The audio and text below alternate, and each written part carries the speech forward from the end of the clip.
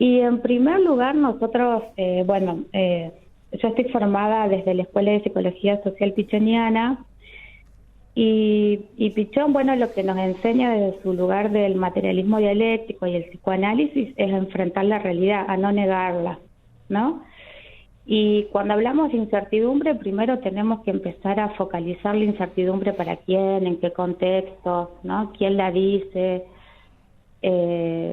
Porque sabemos que, bueno, la realidad es compleja y hay múltiples realidades de acuerdo al sector en el cual uno quiera dirigir algo para decir acerca de, en este caso, de la incertidumbre. No escuché lo que venía diciendo anteriormente, así que no sé si es la incertidumbre en qué nivel de la vida. No, bueno, estamos en una situación de incertidumbre, licenciada, respecto de lo que va a pasar con nuestras vidas, teniendo en cuenta el actual contexto. Es decir, yo hacía referencia recién a lo que se pregunta la calle, ¿no? La calle se está preguntando cómo va a terminar el tema, qué es lo que va a pasar, cómo va a terminar el dólar, se van o se quedan, qué es lo que puede venir, y si lo que viene va a ser mejor o peor.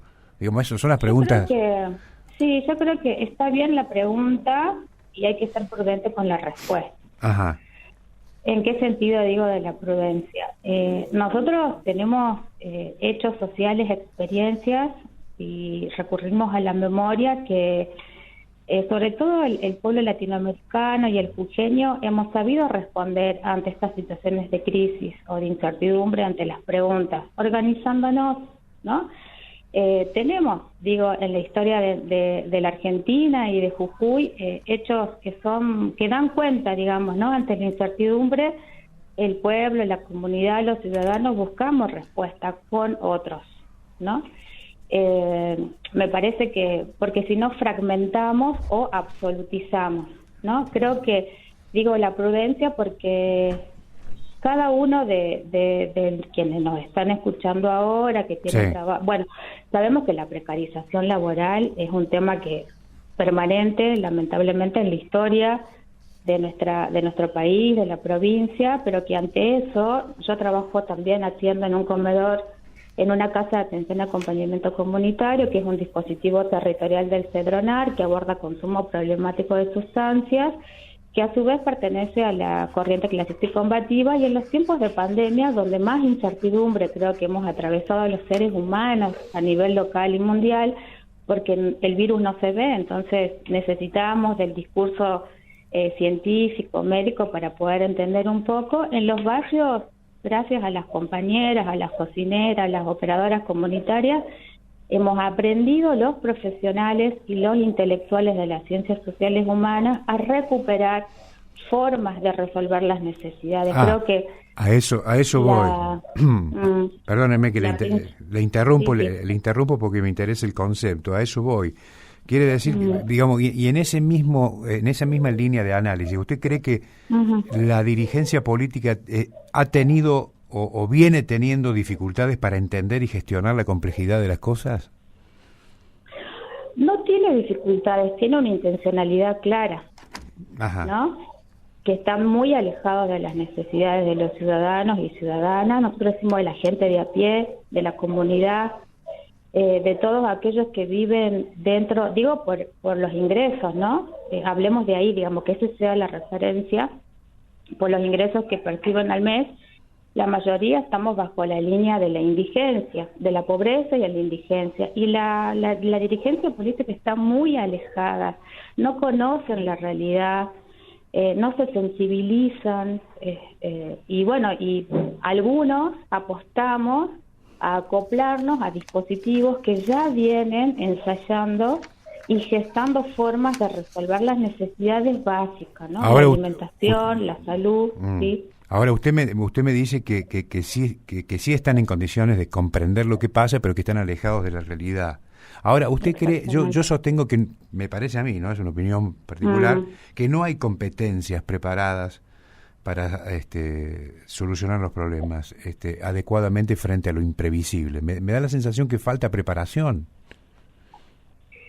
Lo que pasa es que yo creo que eso es algo ideológico, ¿no? No sé si acordamos en esto, pero bueno, podemos desacordar también. Me parece que es algo ideológico. Y hablo por la presentación que usted hizo de mi persona, quienes salimos de la universidad pública, también salimos, ¿no? Con un marco, si se quiere, esto que se dice teórico, algunos conceptos, representaciones sociales que están teñidas de ideología. Y hay quienes trabajamos, ¿no? Y ponemos al servicio nuestra profesión, el conocimiento, la investigación en lo social, del lado del pueblo, y hay quienes los hacen del lado de los empresarios, de la lógica empresarial, ¿no? Las lógicas más capitalistas. Digo, en eso, en lo que usted dice de las capacidades, sí tienen capacidades, pero ahí lo que ellos tienen claro es para quién quieren gobernar y fortalecer ciertas políticas, que más que públicas vienen siendo más privadas o sectorizadas, ¿no? Entiendo. Ahora, usted hacía referencia recién a los trabajos que han venido desarrollando en los distintos centros de contención de las personas, en los comedores, en otros lugares. La incertidumbre suele ser, licenciada, incómoda y hasta dramática, pero también dicen que es una posibilidad para desarrollar el ingenio en todos los órdenes. ¿Esto pasa? Por eso yo quisiera corregir desde mi lugar, no es incertidumbre. Nosotros quienes hemos aprendido a acompañar para hacer investigación de lo social y generar conocimiento científico a partir de las crisis, ¿no? Las crisis son una posibilidad de cambio o también a veces, ¿no? Para seguir repitiendo lo mismo. En este caso, por eso digo, la dirigencia política más bien estaría parada de repetir siempre lo mismo ante las crisis sucesivas. El ser humano atraviesa por crisis, ¿no?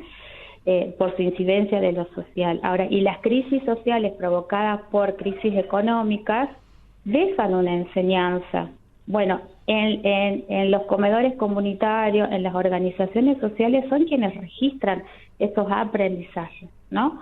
Porque salen fortalecidos y con un mayor conocimiento, sobre todo de los lazos, ¿no? ¿Qué puedo aprender del otro? El otro, ¿qué me aporta a mí? Y qué es lo que la dirigencia política todavía no puede visibilizar, no quiere abordar. ¿Por qué? ¿No? Que tiene que ver. Y porque van a tener que empezar a distribuir lo que es de todos, ¿no? Porque que hemos aprendido nosotros que la gente en los barrios, en los comedores, ante las crisis, ¿qué hace? Lucha por sus derechos, ¿no? Para generar mayor emancipación y romper esas cadenas de la burocracia política, ¿no? Esto del asistencialismo por el asistencialismo. Bueno, en la pandemia hemos aprendido que la gente puede resolver sus necesidades con los recursos que tiene y a su vez cuando esos recursos faltan, hemos visto, ¿no? En la pandemia, sobre todo en Jujuy, muchas movilizaciones con un montón de necesidades transformadas en temas de lucha, movilizando a través de movilizaciones en las calles de Jujuy. La incertidumbre más bien apunta a generar cierta ansiedad persecutoria.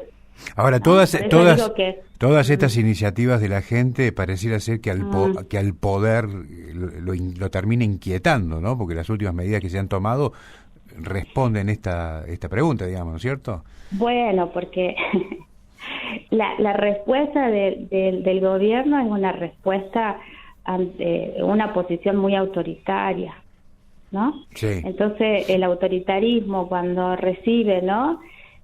Una interrogación, una interpelación, ¿qué hace? Bueno, la respuesta es directamente proporcional a su autoritarismo. No te quiero escuchar, ¿no? No te va a invisibilizar, tratar de negar, ¿no? De no discutir, de no problematizar.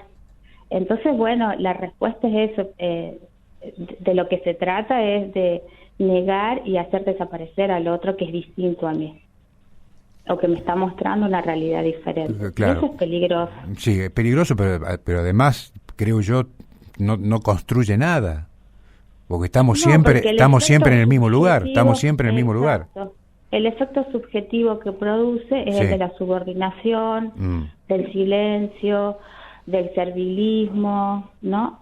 Hasta de las relaciones esclavistas, digamos, ¿no? Donde vos haces lo que yo te digo y el instrumento, ¿no?, para resolver lo que yo te estoy diciendo sos vos, tu cuerpo, tu mente, tus ideas.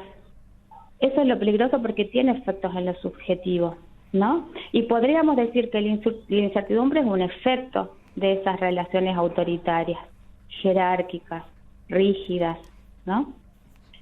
Produce eso, porque no, entonces uno no hay posibilidad de cambio, ¿no? Entonces uno dice, bueno, pero ante esta situación, entonces todo lo que yo haga no es posible transformar. Nosotros decimos desde el otro lado, sí es posible transformar, ¿no? Y generar la contradicción desde la organización con otros. No importa cuál sea, digamos, tu partido político, pero siempre apostar a la organización, ¿no? Al poder pensar con otros, y reconocernos en las necesidades, porque sabemos que en la provincia los índices de pobreza, de desocupación, de precarización, ¿no?, son terribles y en todos los ámbitos, y un claro ejemplo, no solo en los comedores, los compañeros y compañeras que trabajan en la salud pública, que aún hoy siguen luchando, ¿no?, y peleando para que se reconozca la tarea inmensa que realizan y que es inconmensurable y que no está en la salud, no la puede entender. Entiendo. El mundo está cambiando, esto es un hecho concreto, Mirta. Estamos frente al desafío de aprender a vivir la inestabilidad y de acatar o de aceptar, si usted quiere, la naturaleza de los cambios. Sí, bienvenido sea, porque nosotros quienes estamos desde este lado de las ideas o de la epistemología decimos que lo permanente es el cambio. Ahora, ante ese cambio uno puede planificar, ¿no?, la inestabilidad, si se quiere, calcular qué es lo que estaría faltando en la dirigencia política, pero calcular para todos de la misma manera, ¿no? Si hago esto, ¿cuál es la consecuencia? Y dónde va a afectar o en qué aspecto más va a afectar. El cambio es permanente. Lo que pasa es que también hemos crecido en un mundo donde la lógica del cambio, la transformación y el desarrollo está negado. Y eso forma parte de la esencia humana, de la naturaleza misma. El cambio, ¿no?, las crisis, la transformación, el desarrollo, eso es permanente. Es la ley fundamental que hace que la materia viva se reproduzca. Entiendo, no es lo mismo cambio que transformación, ¿no es cierto, licenciada? No, porque uno puede cambiar para seguir haciendo lo mismo. ¿No? Transformar es cambiar el estado de las cosas, cualitativamente, ¿no? Es decir, cambiar la desocupación por trabajo, la precarización por salario digno, genuino, ¿no? Por ejemplo. Le hago una última consulta agradeciéndole este momento que nos ha cedido para poder hacer esta conversación. De todo lo que nos está pasando, estamos en una crisis terminal en la Argentina. ¿Usted cree, por qué nos cuesta tanto aprender de las experiencias? ¿A quién le cuesta aprender? A la sociedad pareciera, a la sociedad pareciera ser que le cuesta aprender de lo que nos ha pasado, porque nos repetimos, es una actitud cíclica, me parece a mí. Lo que pasa es que también se ponen al servicio los medios de comunicación, ¿no? O sea, se ponen ciertas estrategias al servicio siempre en cada momento histórico de crisis para decirle a la gente, porque imagínese usted, el que trabaja todo el día, llega cansado a su casa, sea mujer, varón, joven, adulto, ¿qué quiere? ¿Que le hablemos de la crisis económica cuando no le alcanza? No, prefiere ver un programa de entretenimiento, una telenovela, replegarse y descansar un poco ahí en la ficción, en el entretenimiento, y mientras tanto son los mismos. Por eso que creo que es cíclico. ¿Quiénes son los que dirigen el país, la política y la economía en la Argentina? Son los mismos, ¿no? Sí, claro. Empecemos a hacer la línea histórica. Entonces creo que es el momento de que el pueblo, ¿no?, en cada sector se despierte para empezar a interrogarnos, el pueblo está apagar un poco la tele. Pero el pueblo está procesando esto. Yo le digo que sí, una parte del pueblo sí, porque le hablo de mi experiencia en esta casa, en este comedor, donde la gente ha fortalecido los lazos comunitarios y apaga un poco más la tele, pero porque hay un trabajo en conjunto, profesionales, técnicos, vecinos, vecinas, donde no se dejan embaucar con el discurso, ¿no?, político de un dirigente, bueno, que ya sabemos quiénes son los dirigentes.